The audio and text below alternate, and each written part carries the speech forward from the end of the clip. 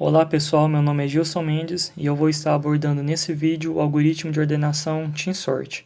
Esse algoritmo foi originalmente proposto em 2002 por Tim Peters, daí o nome TeamSort. No vídeo eu vou seguir o seguinte escopo. Eu vou primeiro introduzir o algoritmo, dando uma visão geral, depois vamos detalhar o algoritmo, fazendo um passo a passo, e por fim vamos fazer um overview de 2 artigos presentes na literatura, que abordam o algoritmo.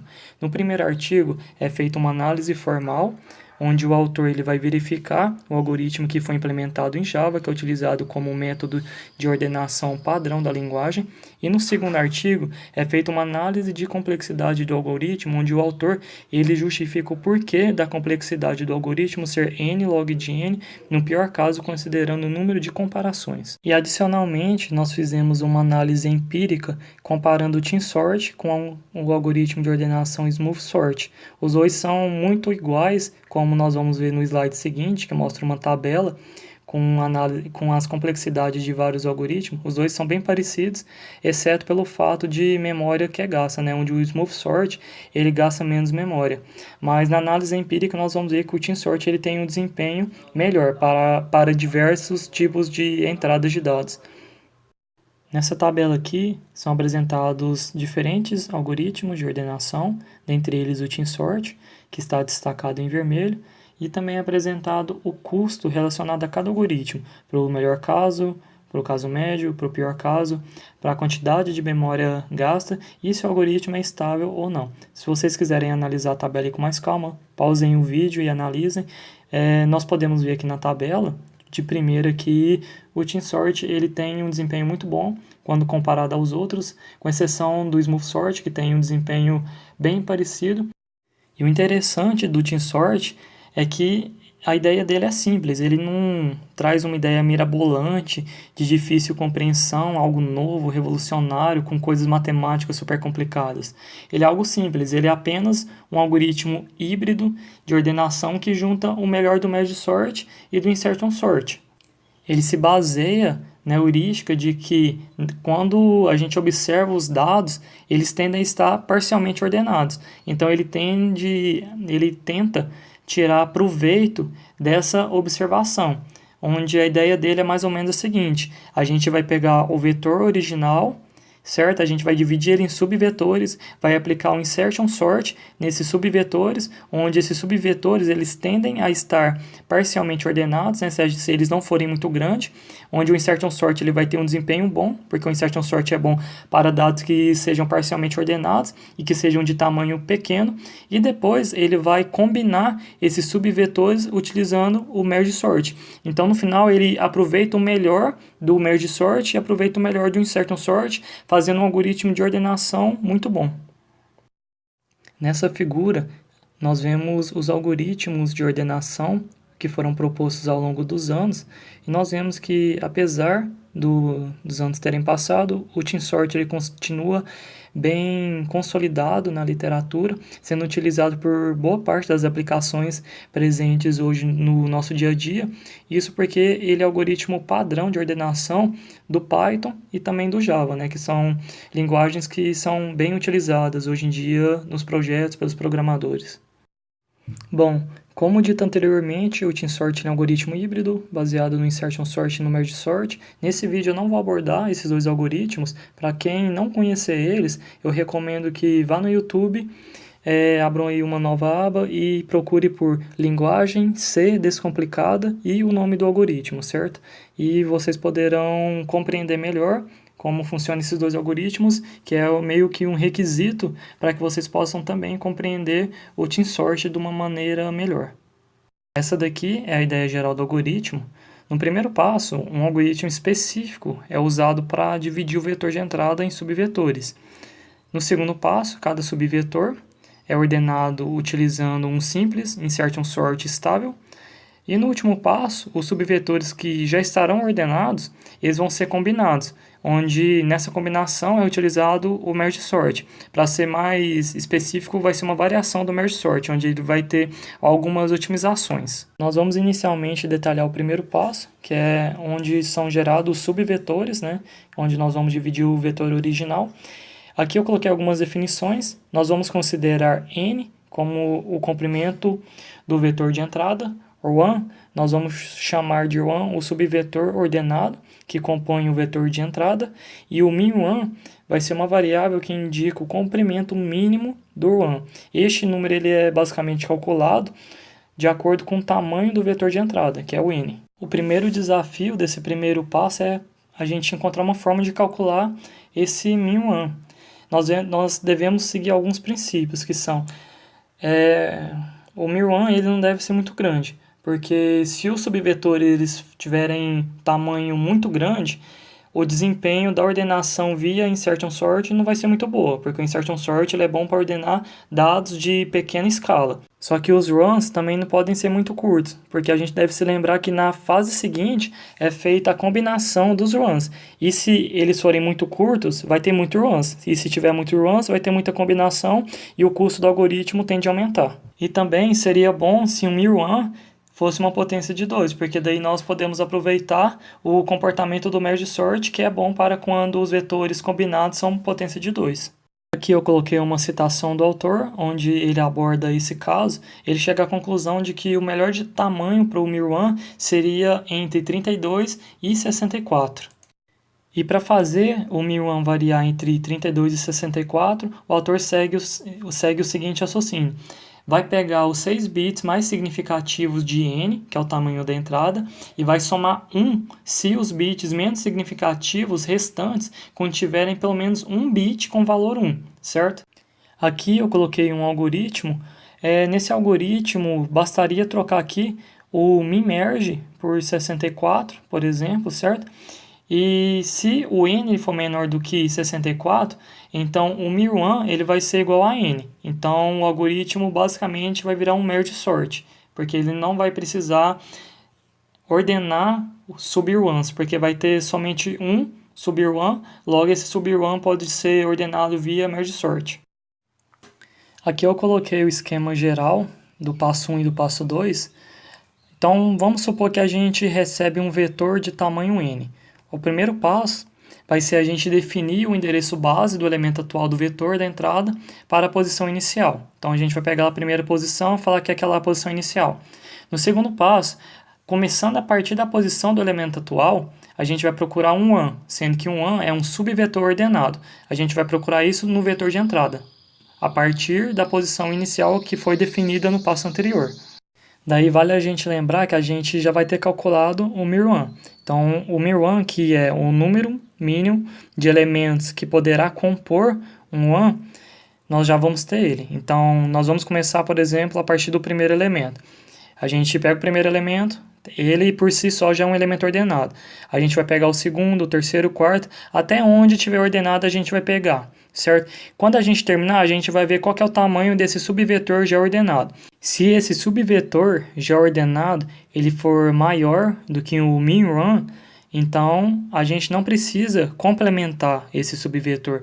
Mas se ele for menor do que o min_run, a gente precisa completar ele. Então a gente vai pegar os próximos elementos, mesmo se os próximos elementos fizerem com que o subvetor ele não esteja completamente ordenado.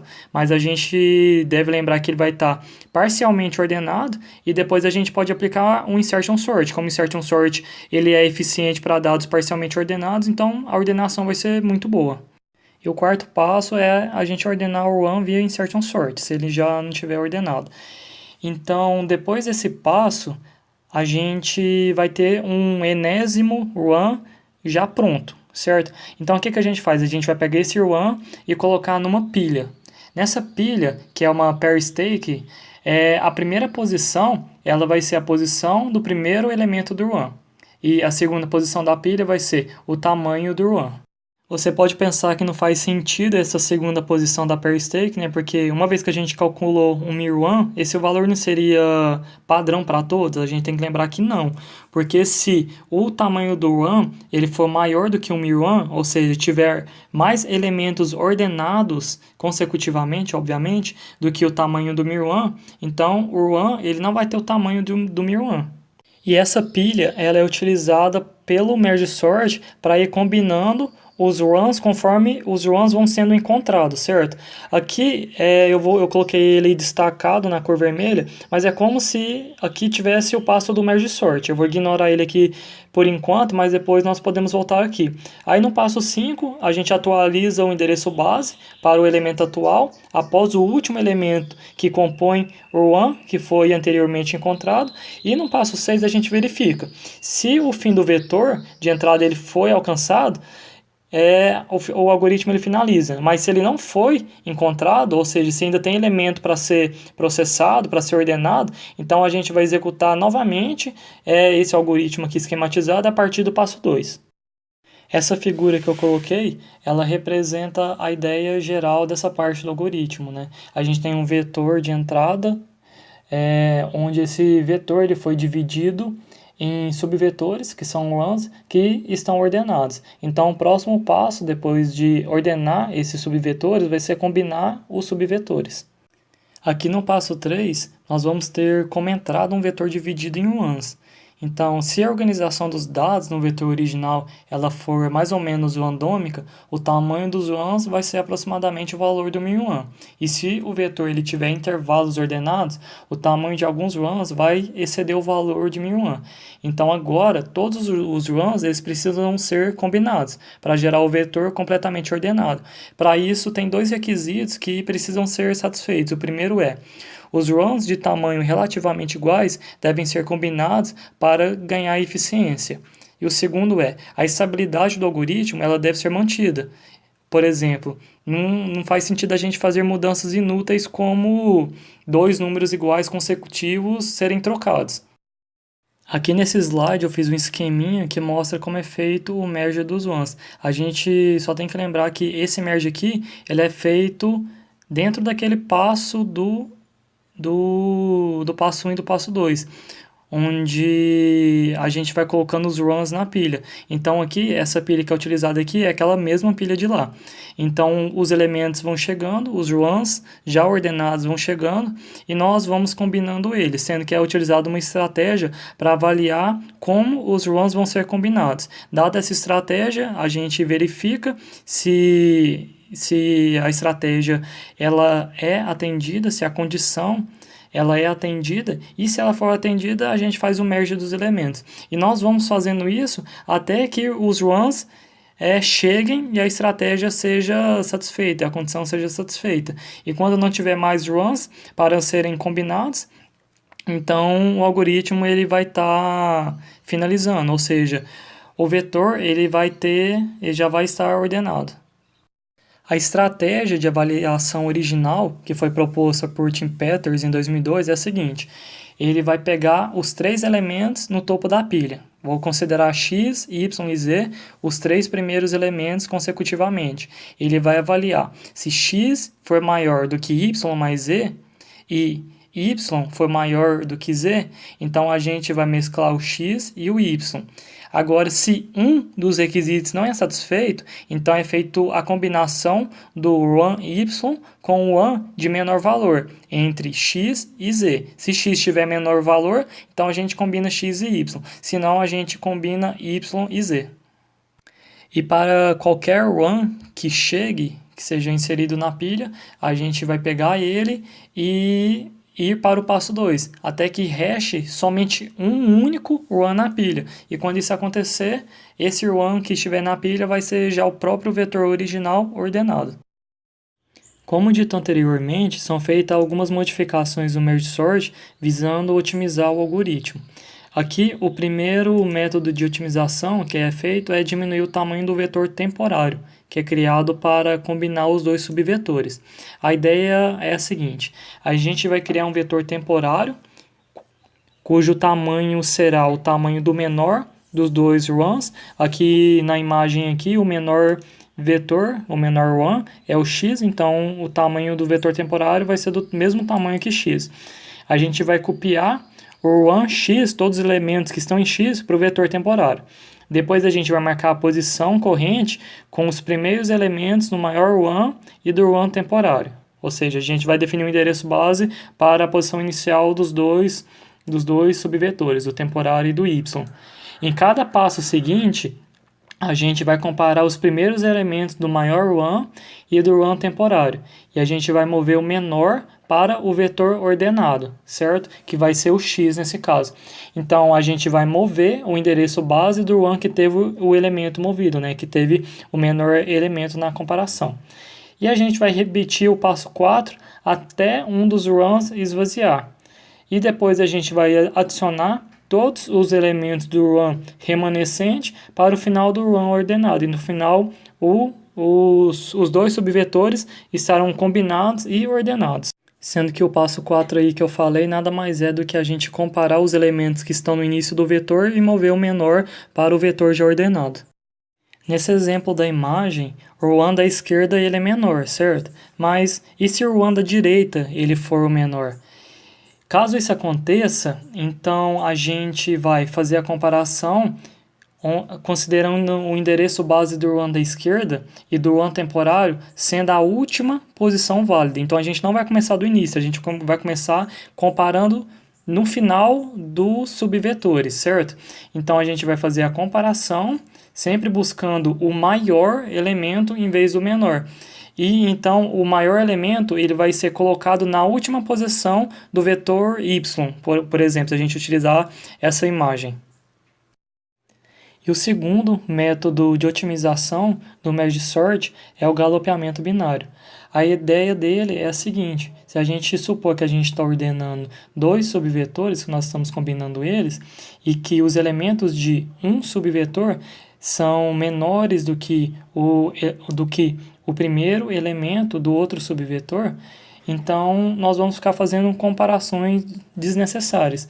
Igual na figura aqui. No subvetor y vai ter os valores 9, 12, 13, 14, 15 e depois o 25. Né? E no outro subvetor, o menor elemento é o 21. A gente percebe que grande parte do subvetor y vai ser menor do que o subvetor temporário. Então, o que a gente poderia fazer? Já pegar todos esses elementos que estão em y e transferir para x sem ter que fazer essas comparações. Essas comparações elas são meio que desnecessárias.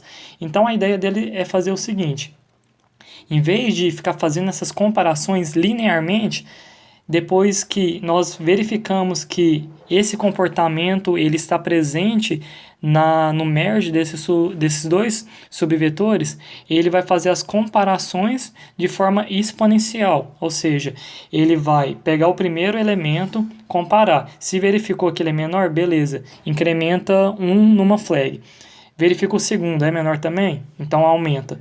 Então, quando essa flag atingir um valor 8, por exemplo, a gente vai ver que tem muito elemento do vetor y que está menor do que o menor elemento do outro subvetor. Então, a partir daí que a gente verifica, por exemplo, se a flag alcançar 8, então a gente não vai comparar mais linearmente, a gente vai comparar exponencialmente.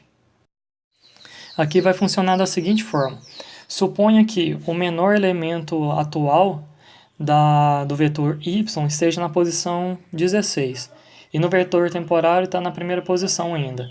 Então nós vamos fazer o seguinte: nós pegamos o elemento que está na posição 16 e comparamos com o elemento da primeira posição do vetor temporário e faz de conta que ele vai ser menor. Aí beleza, a gente não vai mover agora para o vetor x, a gente vai fazer um galopeamento.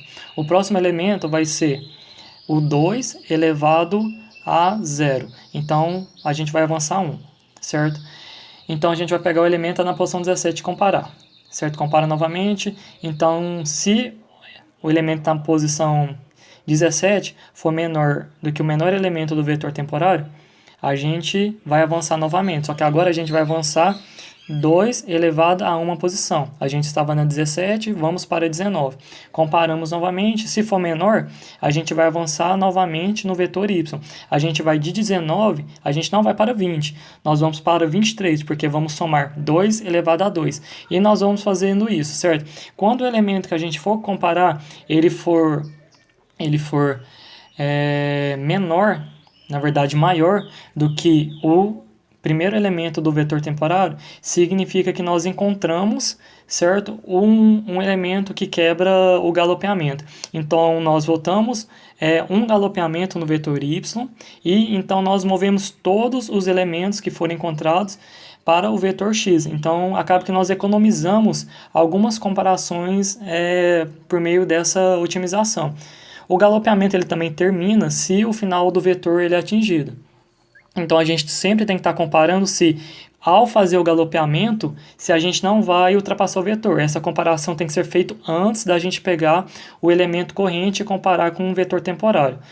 Essa estratégia vale tanto para o vetor y, também como temporária. A gente poderia ter o contrário, né?